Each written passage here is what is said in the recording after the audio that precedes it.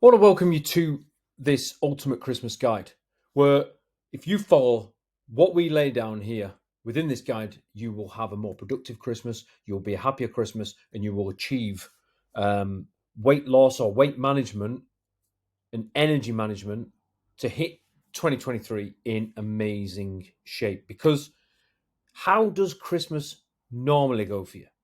Is it a case of you just say, "Oh, sod it, I'll wait again till the new year," and you eat and gorge on stuff that you wouldn't normally consume at any other time of the year? And how is it in the picture of your own mind how you want this Christmas to go? Do you want to see yourself being out, doing exercise, being active, being mindful, being aware of what you're eating and drinking? Because these are the problems we need to identify and recognize in order to move forward and succeed with this. Now, first and foremost, generally, most guys are focused on food and drink too much. There's lots of social occasions, there's chocolates around the house, there's more drinking than would normally be around the house at any other time of year. People are asking you to go out and socialize, and you just get into that festive spirit. And you just focus on drinking, eating, and the mind is on it often. And because of that, any kind of moderation kind of goes out the window because you'll tell yourself you'll do it tomorrow, you'll tell yourself you'll do it next week, or even, oh, I'll start again in the new year. And then you just give up. And you simply because there's no strategy for temptations. You go around the Christmas markets, you go out for a meal with the family, you have a work social occasion where there's food and drink on, and you don't have a clear strategized plan on how to deal with it. And what this ends up doing is leaving you ending 2022 far from your best.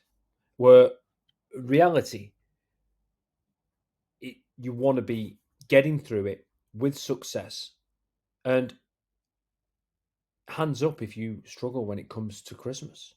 And if you do, then this presentation is for you.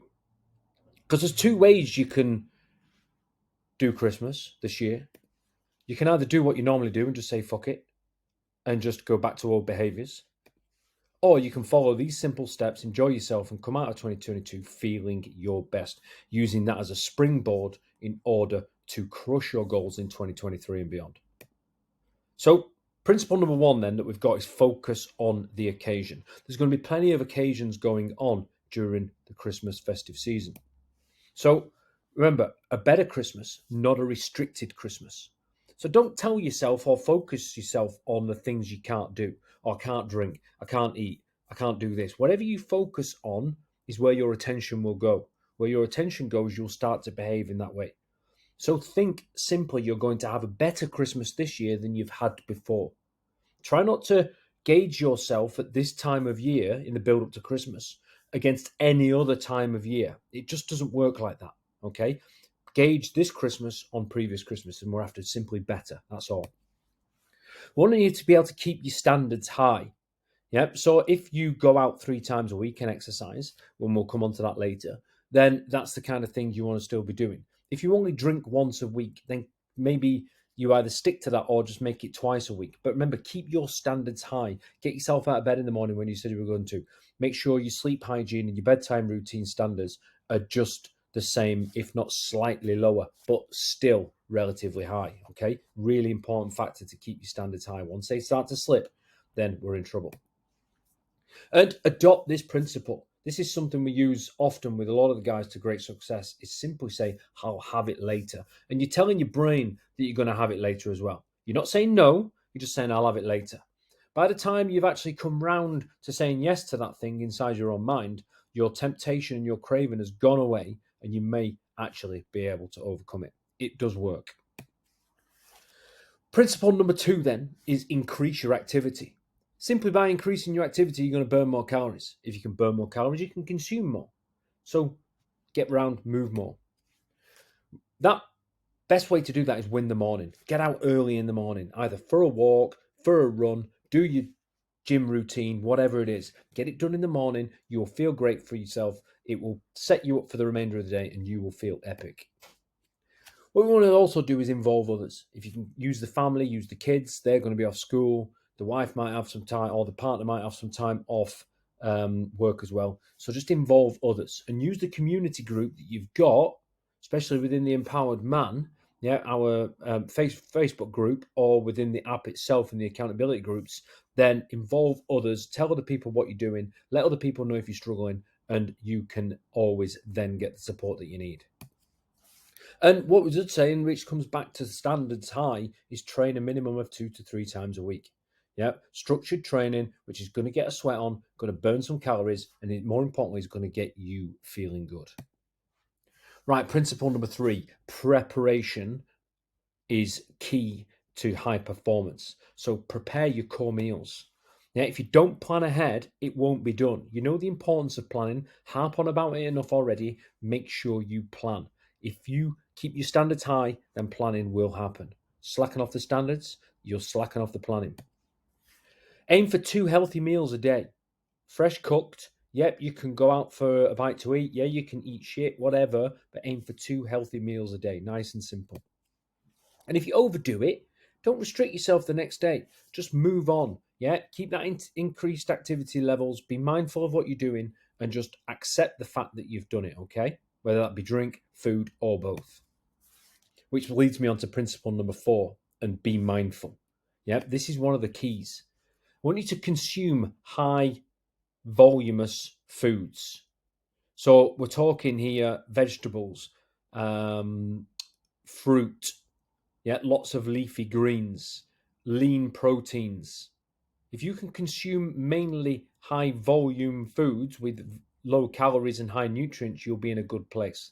Try not to drink too many calories. And if you are drinking, look for low calorie options such as mixers and a sugar-free mixer with a neat spirit, okay? Far less calories, far more enjoyable the next morning when you get up and you realize that you've not consumed a day's worth of food in drinking alone. Make smarter choices. You get up for breakfast and you normally have cereal or whatever.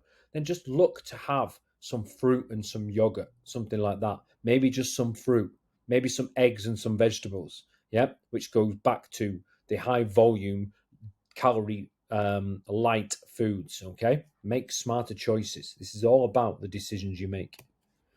And remember, you are the boss of what goes in your mouth. You can't blame anybody else for putting it in front of you.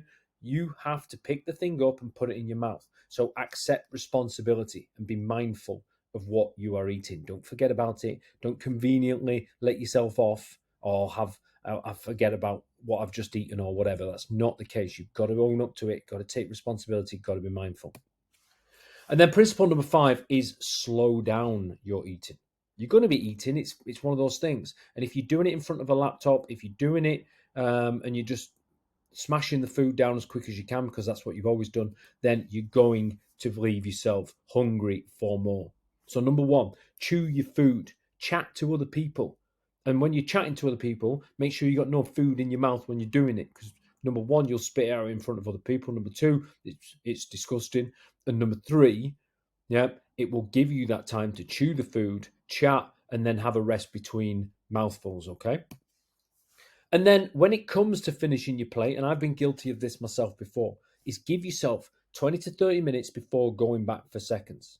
That'll allow the food to settle. It'll allow the stomach-mind connection to decide whether you are actually still hungry or not. Because what sometimes happens is you eat a big plate of food, especially on Christmas Day, and you go back for seconds before the stomach can actually tell the brain that you are full. Before long, you are completely stuffed.